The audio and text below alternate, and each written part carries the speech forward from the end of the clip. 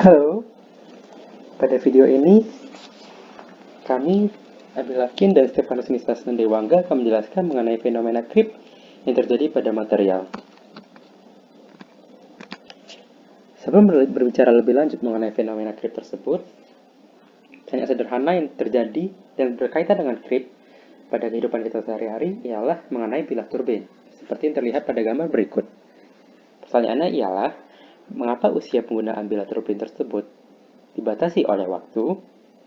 Diharapkan setelah menonton video ini, teman-teman dapat memahami secara rinci dan berdasar terkait alasan mengapa hal tersebut bisa terjadi, dikaitkan dengan fenomena creep yang akan dijelaskan.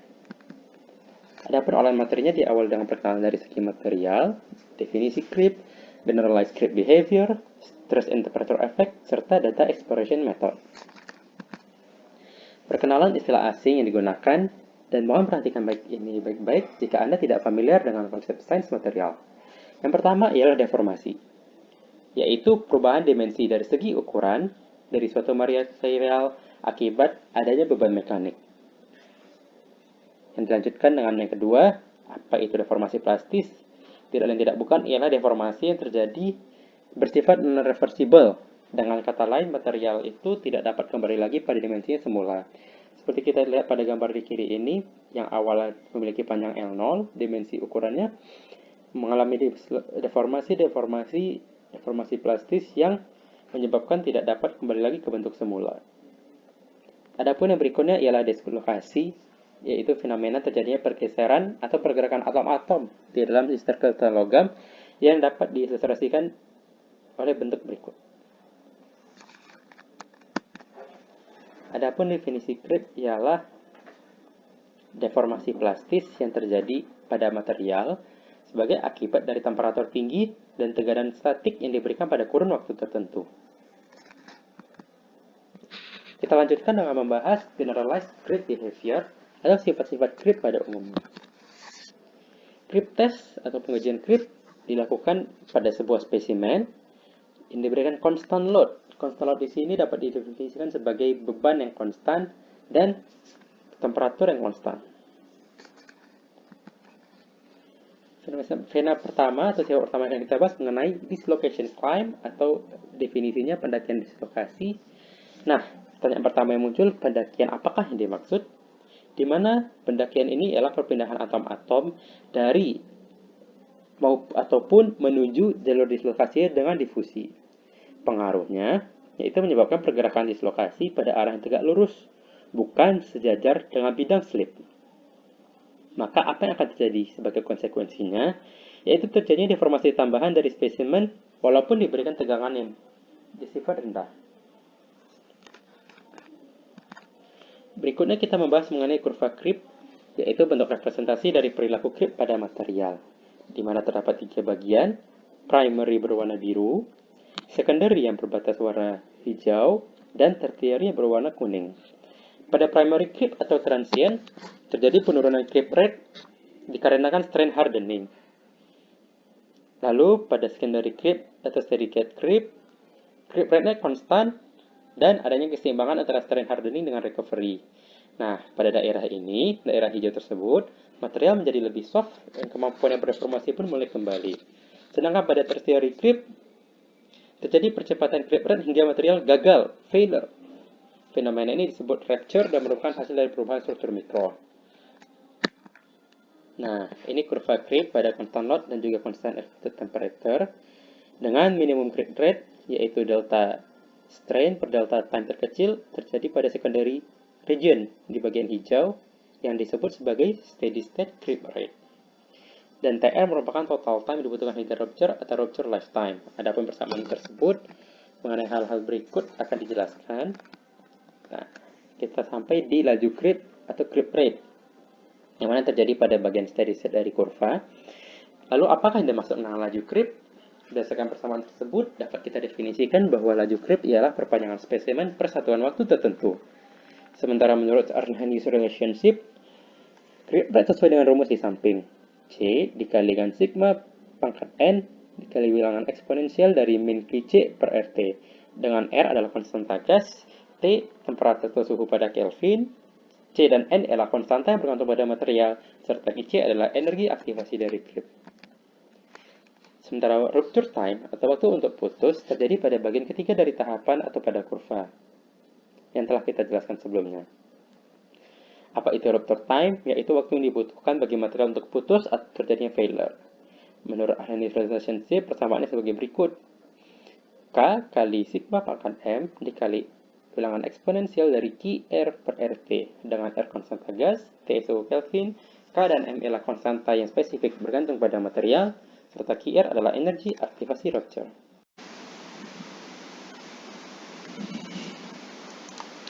Perkenalkan, nama saya Stefanus Misandewangga, 1318078. Saya akan melanjutkan mulai dari stres dan temperatur efek. Nah, temperatur dan stres itu memberikan pengaruh terhadap karakteristik grip tergantung seberapa besarnya. Ada beberapa, bisa dibilang beberapa kasus khusus. Yang pertama, pada saat temperatur jauh di bawah 0,4 TM atau melting temperature bisa disebut, dan saat setelah terjadinya deformasi regangan, hampir tidak dipengaruhi oleh waktu, sehingga grafik yang dihasilkan grip strength versus time linear seperti ini. Lalu ada tiga hal yang dipengaruhi bila tegangan atau temperatur meningkat. Yang pertama ada regangan. Regangan akan meningkat apabila tegangan atau temperatur juga meningkat. Begitu juga dengan steady state grip rate atau steady state grip rate atau minimum grip rate yang berada pada region 2 yang tadi sudah dijelaskan. Oke, yang ketiga merupakan rupture lifetime semakin pendek. Lanjut, apabila ada grafik tersebut pasti ada hubungannya. Nah, yang pertama steady state grip rate sebagai fungsi dari stres dan temperatur. Ada dua rumus yang dihasilkan dari hubungan antara steady state grip rate dengan stres dan temperatur. Yang pertama hanya dependen terhadap stres. Jadi steady state grip rate hanya dipengaruhi oleh stres, tidak dipengaruhi oleh temperatur. Nah, terdapat K1 dan N. K1 dan N itu apa? K1 dan N merupakan konstanta dari material. Jadi K1 dan N bergantung terhadap material yang kita gunakan. Lalu yang kedua terdapat dependen terhadap stres dan temperatur. Nah, yang tadi hanya stres saja, yang sekarang terhadap stres dan temperatur. Rumusnya jauh sekali berbeda. Terdapat K2 dan QC, konstanta barunya. K2 itu apa? K2 merupakan konstanta dari material. Dan QC itu apa? QC merupakan energi aktivasi untuk mencapai grip dari sebuah material tersebut. Jadi keduanya tetap saja bergantung kepada material. Nah, nilai N itu dapat dari mana sih? Apa nilai N sama terus? Enggak, nilai N tiap material itu berbeda karena memiliki grip behavior yang berbeda. Atau bisa disebut karakteristik grip yang berbeda. Mekanisme grip behavior itu apa? Ada 4. Yang pertama, ada stress induced vacancy diffusion. Yang kedua, ada grain boundary diffusion. Yang ketiga, ada dislocation motion. Yang keempat, grain boundary sliding. Jadi, keempat-empatnya ini menghasilkan nilai N yang berbeda. Jadi, memang bisa dibilang tiap material nilai N yang berbeda. Lalu ada grafik stress versus rupture lifetime dan stress versus steady state grip rate. Nah, keduanya ini merupakan hasil logarithmic scale atau dilogaritmakan atau sudah dilinearisasikan. Keduanya pada material yang sama, yaitu low carbon nickel alloy, dan juga ketiganya pada temperatur yang berbeda, tapi temperaturnya sama semua. Maksudnya temperatur figur 830 dan 831 sama. Kita bisa lihat hubungan di sini. Seiring dengan kenaikan stres, maka rupture lifetime-nya akan semakin pendek. Bisa dilihat tiap temperatur memiliki grafik dengan gradien turun. Namun apabila stresnya naik pada pada grafik 831, steady state creep rate naik untuk ketiga suhunya. Yang terakhir ada data extrapolation method. Nah, apa sih data extrapolation method itu? Pada kasus engineering, kadang data yang dibutuhkan itu tidak praktis untuk diambil, sehingga dibutuhkan waktu yang sangat lama dan itu sangat memakan waktu. Terutama pada material-material yang untuk mengetesnya butuh waktu bertahun-tahun. Solusinya apa? Solusinya merupakan melakukan creep raptor test dengan temperatur yang dibutuhkan sesuai pada yang diinginkan pada awalnya, namun dengan periode yang singkat. Tapi juga harus memiliki stress level yang sesuai dengan sesuai yang diinginkan pada awalnya. Tidak besar, tidak lebih. Nah, ini Larson-Miller parameter terdiri dari T kali C plus log TR. Nah, ini T itu temperatur dalam Kelvin, C itu konstanta, dan TR merupakan rupture lifetime dalam jam. Oke, kita masuk ke contoh soal. Nah, terdapat grafik atau plot logarithmic stress versus the Larson-Miller parameter untuk S590 iron. Nah, kita mendapati bahwa di sini ada stress dan Larson-Miller parameter. Nah, soalnya using the Larson-Miller data for S590 iron shown in figure 832, predict the time to rupture for a component that is subjected to a stress of 140 MPa pada suhu 800 derajat Celcius 1073 Kelvin.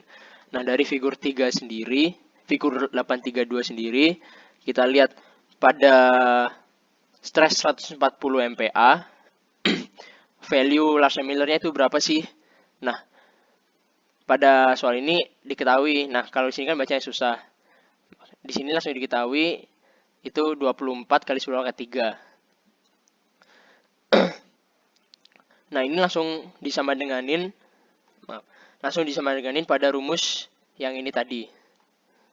Jadi 24 kali 10 ke 3 sama dengan T dalam kurung 20 plus log TR. Oh ya, biasanya C konstanta dalam ini merupakan order 20, sehingga biasanya diisi 20. Oke, lanjut langsung disubstitusi semuanya karena udah diketahui T dalam Kelvin dan TR dalam jam. Langsung dimasukkan, kita ketemu 22,37 sama dengan 20 plus log T. Nah, TR yang ketemu, TR sama dengan 233 jam. Sekian presentasi kami dari Stefanus Misasan Dewangga 1318078 dan Nabil Lafkin 1311807. Kami sampaikan terima kasih sudah mendengarkan dan semoga sehat selalu.